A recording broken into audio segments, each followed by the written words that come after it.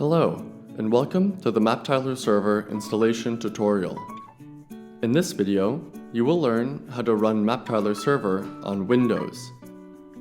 The tutorial is divided into 3 simple steps. First, we will look at how to install and run MapTiler Server. Then, we are going to add some sample data.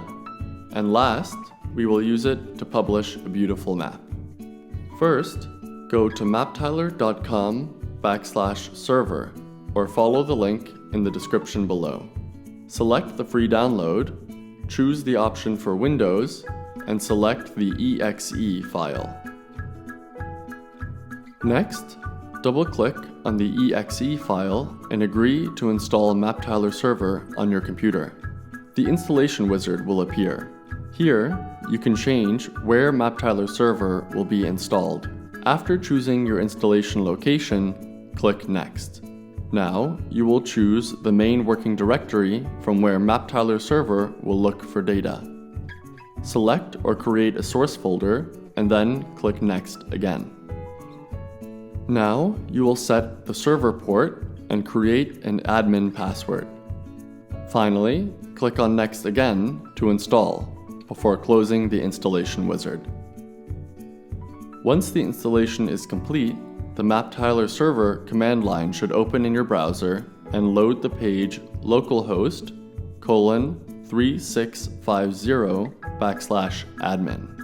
In case this does not happen, search for MapTiler Server in the Windows menu and run it from there. In the browser window, sign in to MapTiler Server and follow the link to download your sample data. Then, extract the data before moving them to the source folder you set earlier.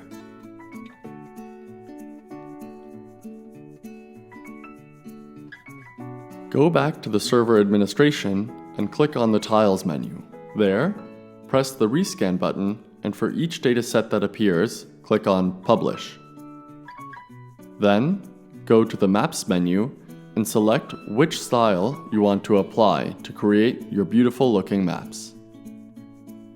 These maps can be easily integrated into your websites or mobile applications. Maps can be loaded as an iframe or as a vector map. You can also use the maps completely offline. That's it for this video. If you want to learn how to install MapTiler Server on other operating systems, click on the links in the description. Please remember to comment below with questions or feedback, and thanks again for watching.